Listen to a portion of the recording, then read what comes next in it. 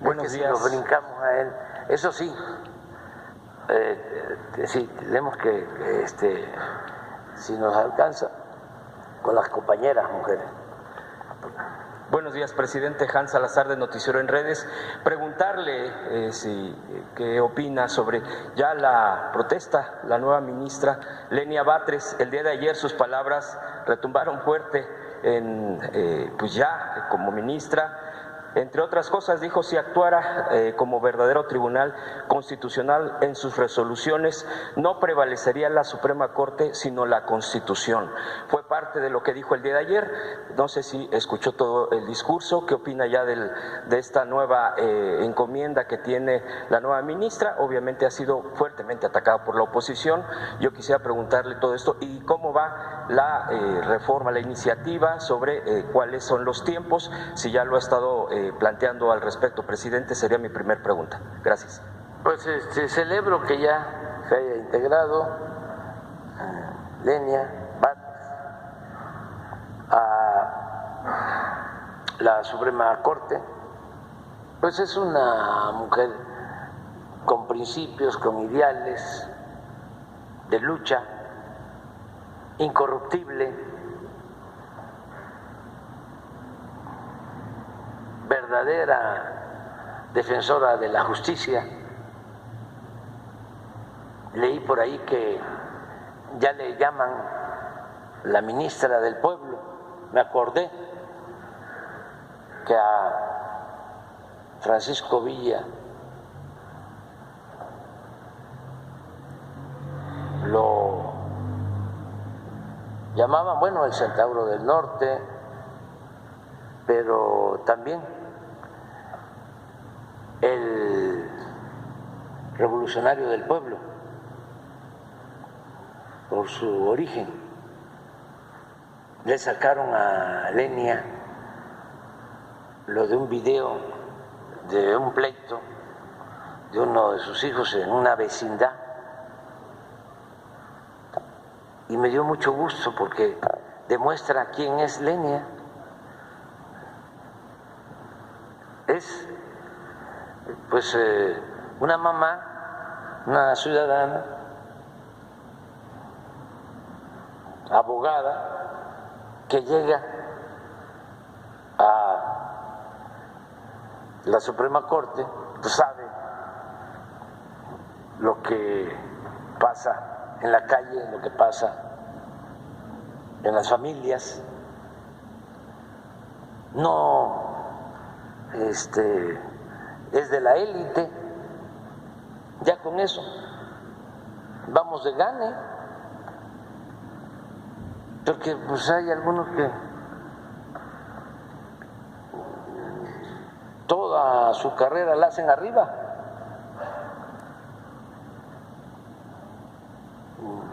por las nubes, en la élite, en el pináculo, arriba, ni voltean a ver al pueblo, ni a sus trabajadoras o trabajadores domésticos. Los tratan bien, no se comunican con ellos. Ellos son jefes superiores y se relacionan con los de arriba. Pues imagínense alguien que imparte justicia, ¿para quién va a trabajar? Para los de arriba. Entonces, qué bueno que jueces, magistrados, ministros, pues, surjan del pueblo y defiendan a los ciudadanos. Me da mucho gusto eso. Y acerca de la iniciativa, pues ese es el propósito. Que lleguen este tipo de... Que la gente elija, que el pueblo elija a los jueces, a los magistrados, a los ministros, para que se atienda a la gente es que no hace nada la Corte, el Poder Judicial, más que proteger a las minorías. Pero llevan décadas así, décadas, sobre todo a partir de la aplicación del modelo neoliberal o neoporfirista, a partir del 83, 36 años así, un poco más, defendiendo a las empresas extranjeras, defendiendo a los potentados, atendiendo asuntos vinculados con herencias, pleitos de dinero,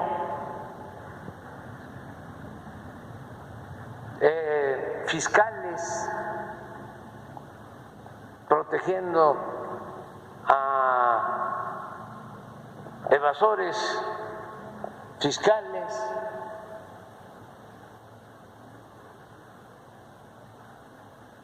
Y también defendiendo a la delincuencia organizada por dinero, por corrupción.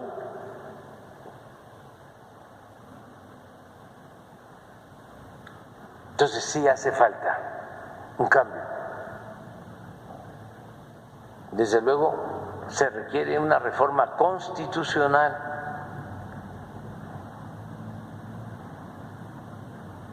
Y si siguen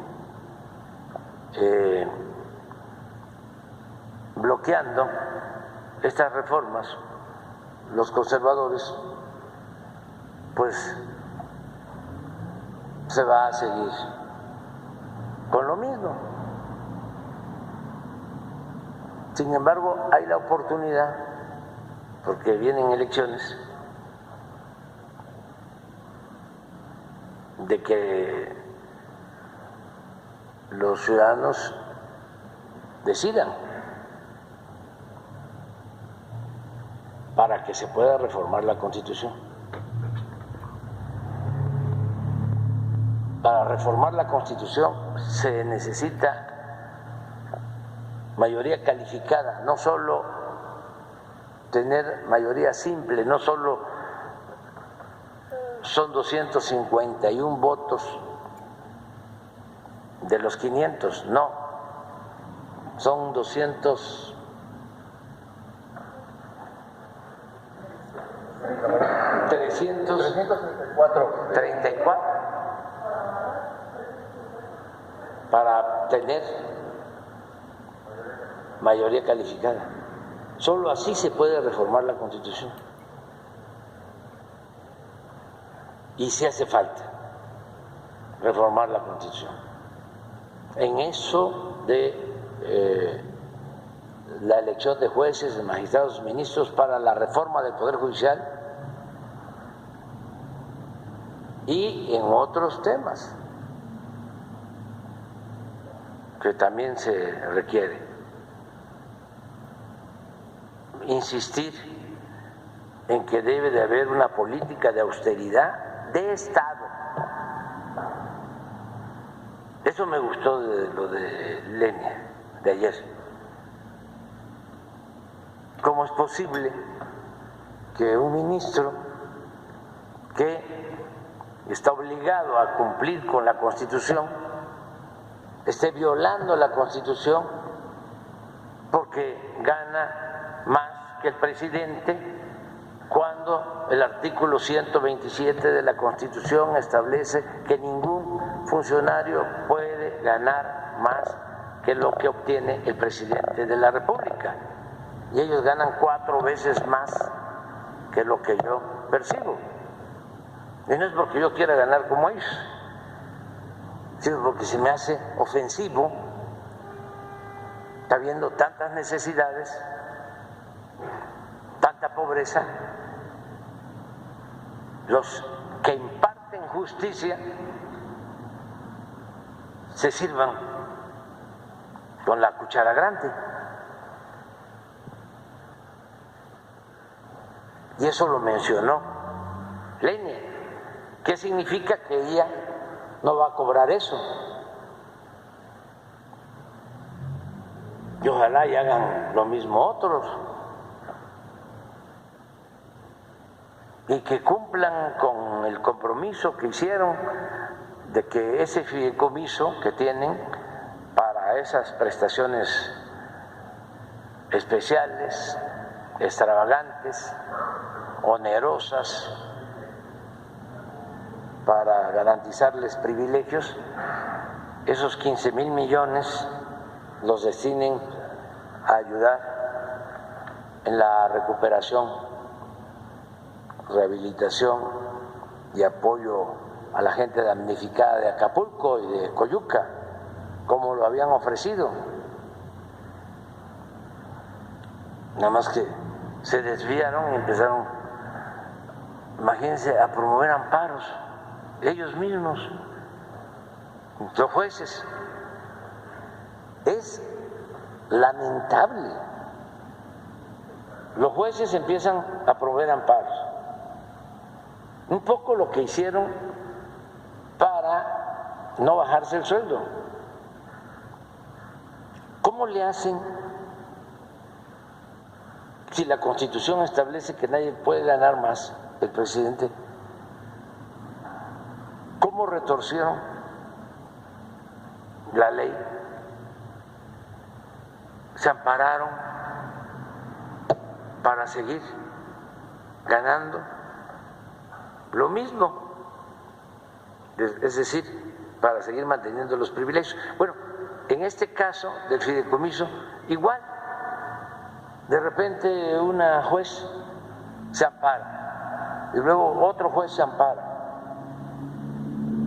Y lo que no sucede cuando se imparte justicia para otros ciudadanos, rápido, justicia rápida y expedita, llega a la Corte y ahí está el ministro Lainez. Y el ministro, pues que tiene interés en el caso, como juez y parte, resuelve de que no procede lo que se aprobó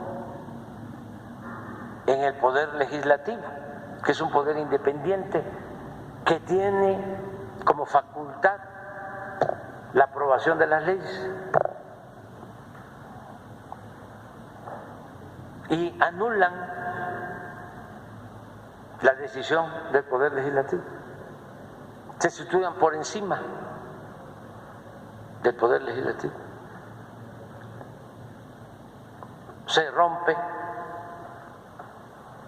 el equilibrio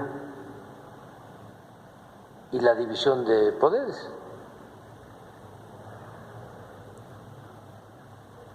Pero, ¿qué pasa? Nada. Al contrario, les aplauden en los medios los comentaristas, o guardan silencio cómplice.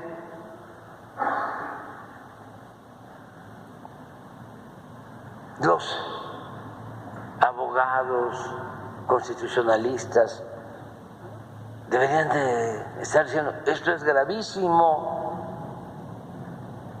No, silencio.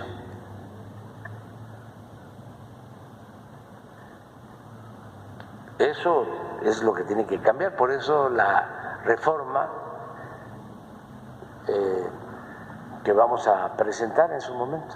Incluso comentaron algunos de la derecha que con esta protesta de la nueva ministra era un nuevo ataque a la Suprema Corte de Justicia y que era precisamente acabar con el Poder Judicial. Sí. A ese grado. Bueno, presidente, segunda pregunta, pregunta, es sobre el Hospital Fray Bernardino Álvarez. Es un hospital psiquiátrico aquí en la Ciudad de México, pertenece al sistema de salud pública. Los problemas de salud mentales son también un problema, y aquí se ha planteado varias veces incluso por parte de un servidor, bastante graves, que también se dejaron acrecentar por la falta de atención. Hay diversas instancias, pero una de las que se recurre mucho es precisamente a este hospital, porque siendo del sistema de salud, pues es mucha gente la que no tiene el IMSS, el ISSSTE, y recurre precisamente a esto, que es parte también del rescate de todo lo que ha estado haciendo. Sin embargo, presidente, bueno, pues ahí hay un programa que se le ha denominado Hospital Parcial de Fin de Semana. Este esquema fue creado por el doctor Ojeda y el doctor Estrada. Son dos doctores que, bueno, pues no tiene tampoco poco que se fundó ese programa. Ese es un esquema nuevo. ¿A qué se refiere este hospital parcial? A que la gente pueda ser atendida y no necesariamente quedarse en el hospital de manera permanente, por eso se le denomina así.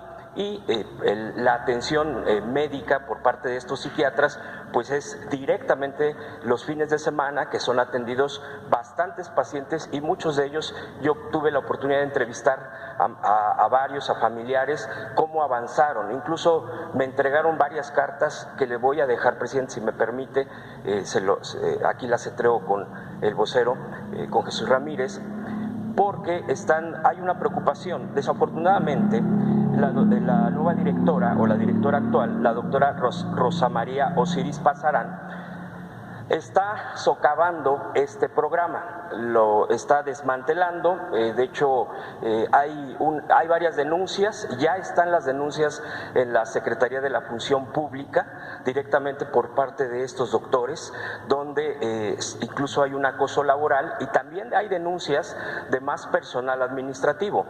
También hay señalamientos hacia la directora, que está pues poniendo familiares y gente con una red de intereses que no tiene nada que ver con el tema de salud, ni para mejorar, ni para pues tener un mejor servicio.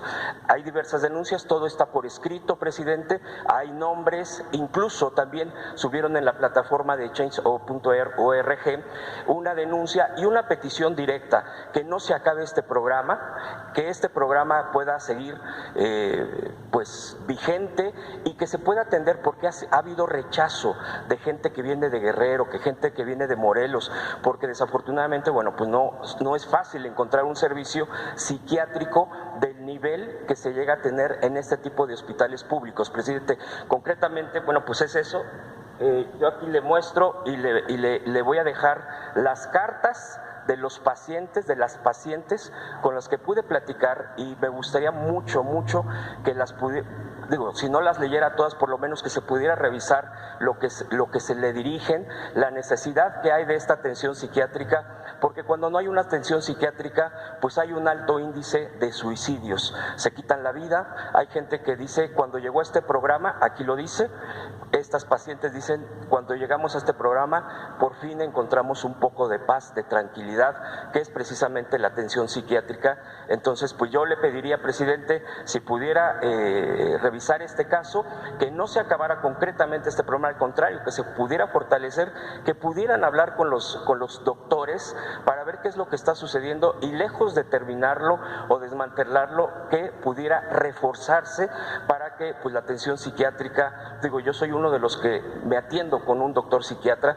y sé de la gravedad cuando tú no tienes acceso al medicamento o a un programa que te quede bien, que te ayude. Entonces, presidente, si me permite eso, y también revisar con la función pública, la idea no es irse en contra de nadie, sino simplemente que se corrijan este tipo de cosas que se señalan.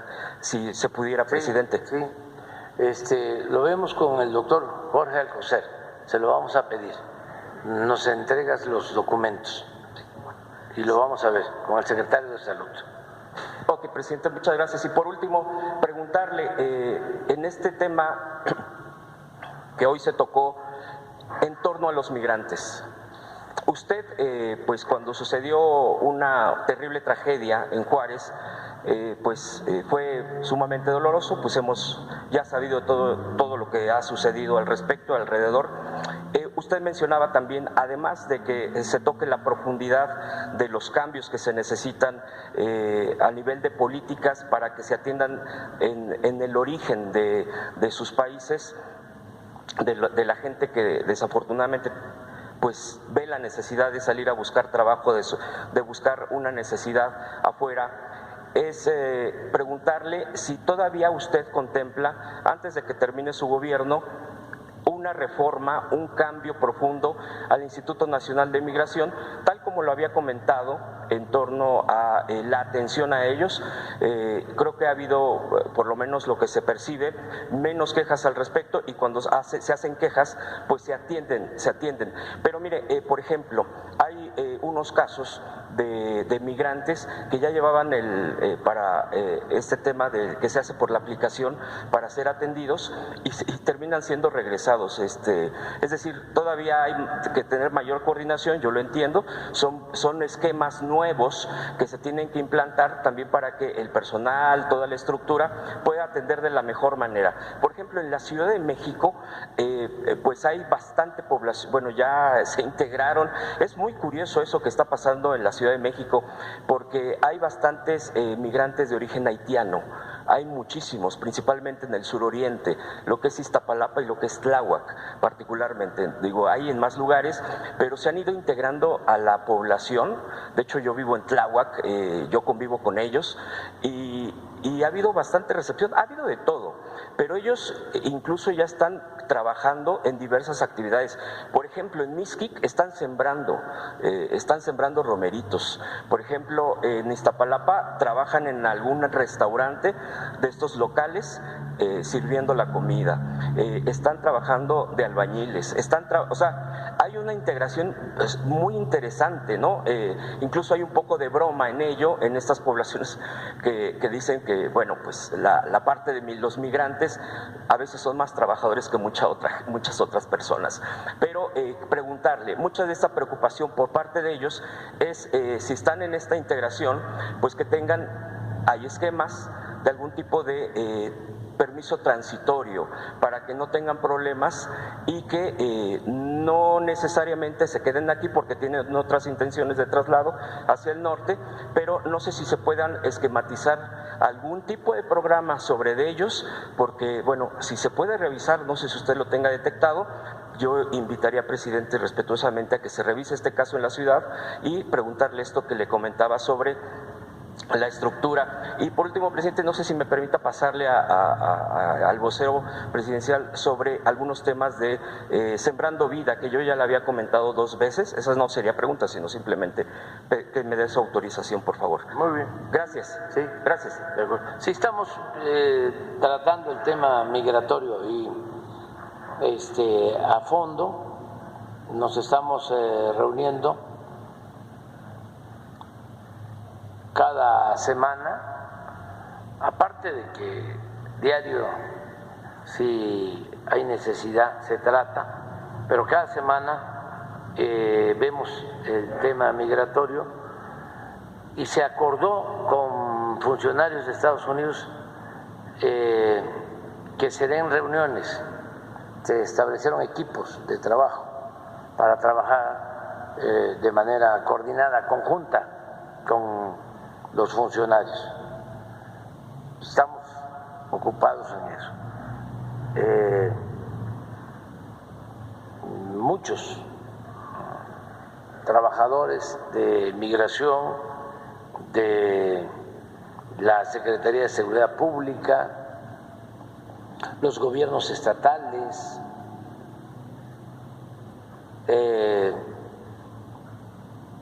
quienes se hacen cargo de albergues, que son DIF en los estados, en fin, es un equipo y destinamos recursos. No voy a hablar de eso porque pues no se trata de dinero, de presupuesto, ¿no?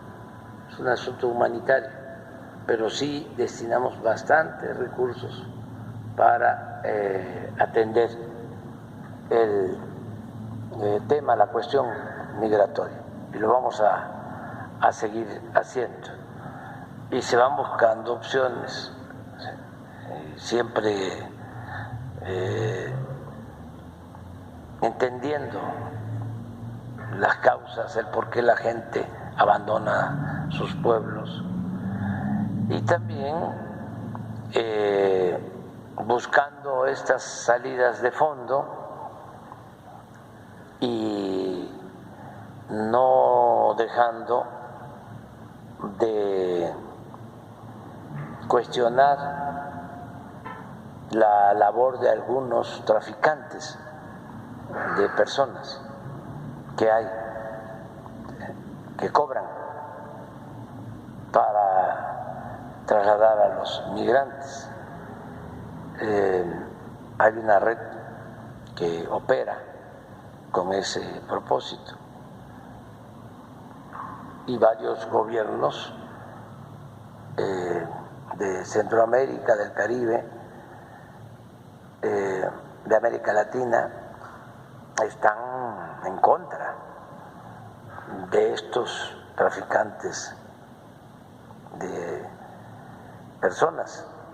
Nos han pedido que actuemos de manera conjunta para desmantelar estas bandas, porque son muy irresponsables,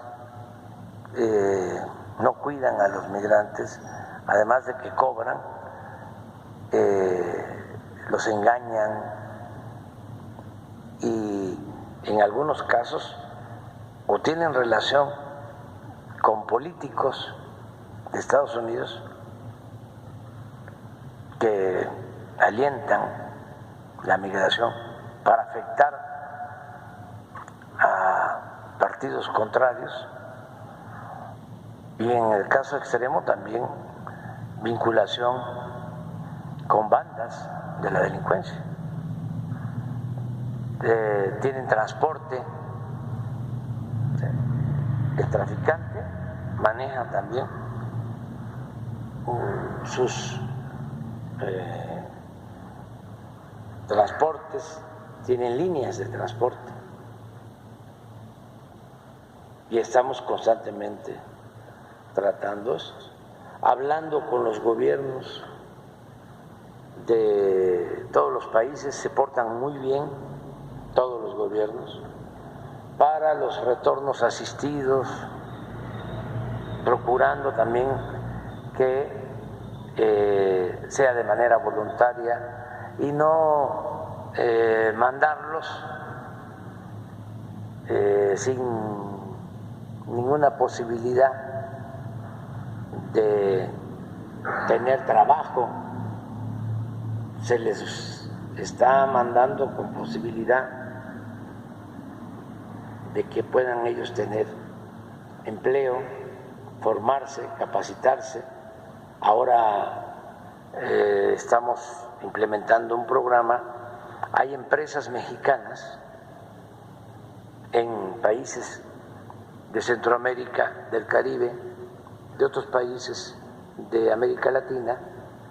Entonces estamos buscando que el programa Jóvenes Construyendo el Futuro, que es un programa de formación, de capacitación, se aplique, que el migrante que retorne pueda trabajar en una empresa de México, de un grupo comercial o industrial de México, una empresa mexicana en ese país, y ellos puedan trabajar ahí y formarse ahí, como si se tratara del programa de Jóvenes Construyendo el Futuro, que reciban un salario mínimo. Entonces regresan a trabajar a esa empresa mexicana y nosotros les ayudamos con ese salario mínimo. Son de las cosas que estamos llevando a cabo, porque no es contratar camiones y van de regreso, o aviones que se tienen que contratar con ese propósito para el retorno asistido. Pero bueno, hacerlo voluntario y que lleven pues este apoyo por un tiempo, un año, que estén trabajando, formándose. Si actúan bien, como el caso de los jóvenes. Los jóvenes empiezan a trabajar en un taller, en una empresa, en un comercio,